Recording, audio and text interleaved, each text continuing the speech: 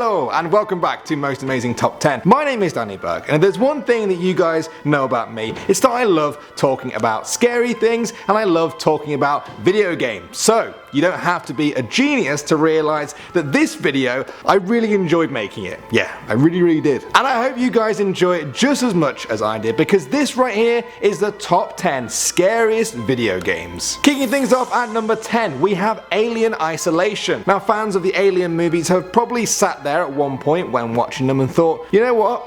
This is proper terrifying. I'm just glad I don't have to actually experience it myself. Well, you don't have to, but now you can.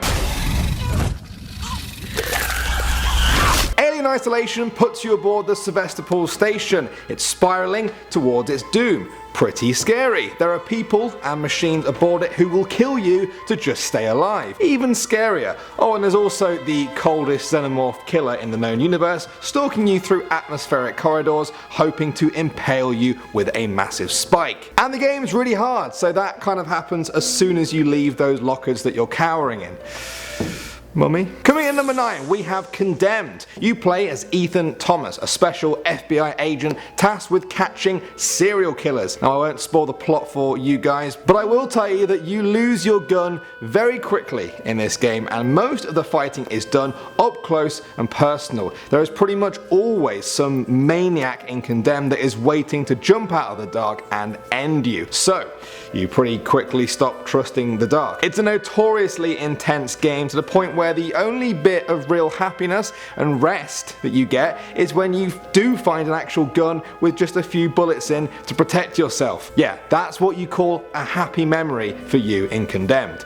Just finding a gun. Moving on to number 8 now, we have Fatal Frame 2. Now, a lot of you guys might not have heard about this one. It was a Japanese game released in 2001. It didn't really make it too big in the West compared to some others on our list, but that doesn't mean it's not scary. If you guys like Japanese horror movies such as The Ring and The Grudge, then this is the game for you. It's about twin sisters who wind up in a cursed village where a bunch of murders have left a lot of creepy ghosts roaming around. Their only weapon to take on these ghosts is a camera. That's right. You have to take pictures of the ghosts to damage and then capture them. So basically think of it as kind of like Pokemon, except Pikachu was murdered and now he wants to kill you. Yay. Next up at number 7 now, we have Dead Space. Now, while most other space games out there have focused on pew pew pew lasers and awesome space battles, this 2008 game had a whole different side of space to show you. A scary space, a horrifying space, a dead space.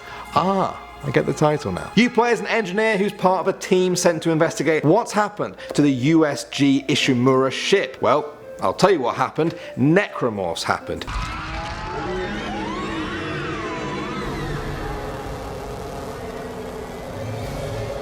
You have to fight these ghoulish monstrosities using not much more than glorified engineering tools. Whenever the tense atmosphere is broken by these creatures, you find that shooting them in the head isn't enough. I know, it normally is. You also need to blow off every single one of their limbs too.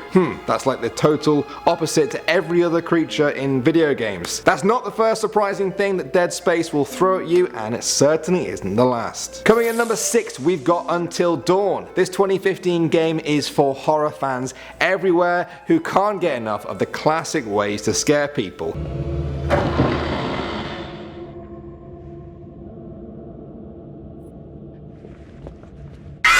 Eight young people go out to party in a cabin in the woods on a mountain with little or no access to it. Do you know what's coming next? Yes, you're right, a crazy murderer has decided to do some crazy murdering on the group and picks them all off one by one. Every character in this game is a horror genre stereotype, and a lot of their deaths you kind of feel like you've seen them before, but that's because it's celebrating the horror classics. And no matter how cliche they seem, it's still scary for a reason, especially when they're done as well as this. Moving on to number 5 now, we have Slender. Now, I don't care what anyone says, this game is scary. When this game came out in 2012, it didn't have any fancy plot lines or complex character relationships to carry it. It boiled down the horror genre to one simple thing: being alone in the woods. It must be something primal within all of us because the game was hugely popular when it was released, with everyone wanting to see if their friends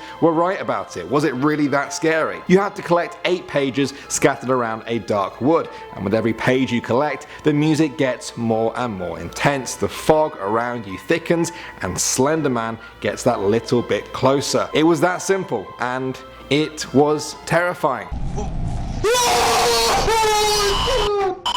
Now, there aren't any weapons in the game, but I personally found the best weapon is to close the game down, walk away, and go to bed. Usually works for me. Next up at number 4 now, we have The Suffering. You can tell from that title, it's going to be pretty scary. This 2004 game on the PS2 was set in a prison where everyone except your character is killed by strange creatures after an earthquake, and then you get a call from your dead wife telling you to get out because the place is pure evil, mate. That island's more than just a prison, it's so much worse.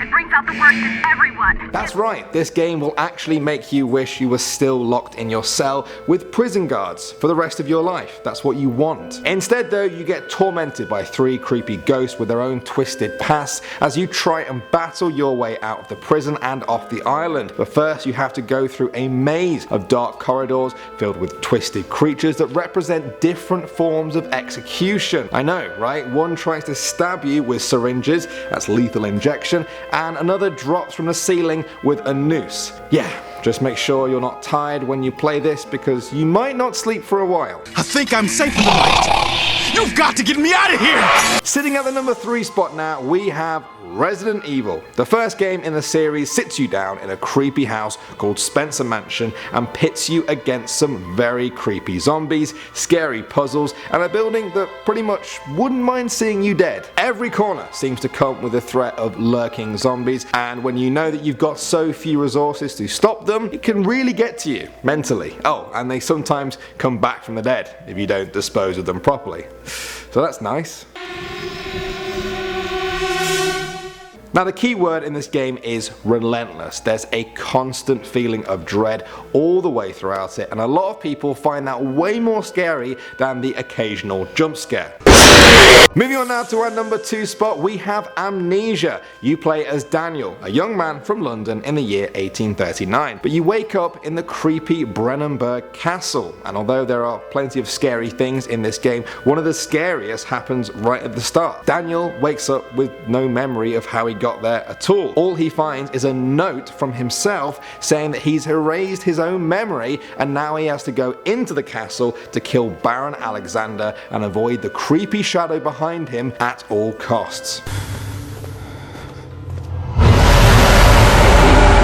Now, through all the truly dark corridors, Daniel tries to piece his life and memories back together. Now, there have been a whole bunch of big YouTubers out there who have done playthroughs of this game for the simple reason that it is terrifying to play and also watch. And once you've finished, it's even kind of scary to remember it. Although I'm not sure if I can remember it now. And finally, at number 1, we have Silent Hill 2. You guys know how some games will start off kind of normal and then slowly get scary. Well, Silent Hill 2 starts off with the main character, James Sunderland, getting a letter from his dead wife, who's been dead for 3 years. She says she's waiting in their special place in the town of Silent Hill. Now, amazingly, things only get creepier from there, to be honest. The thing about this game is, despite being scared by the fog, Pyramid Head, the monsters, and all those creepy sounds, oh, and his own dead wife, you still want to go on. It just sucks you in, and then you end up scaring yourself as you try to uncover the mysteries of Silent Hill.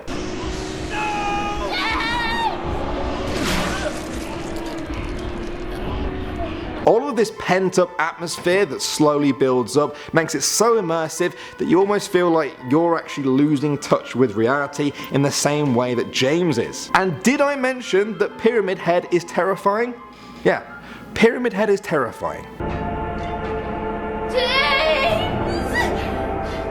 Stop! Leave her alone! Leave us both the hell alone!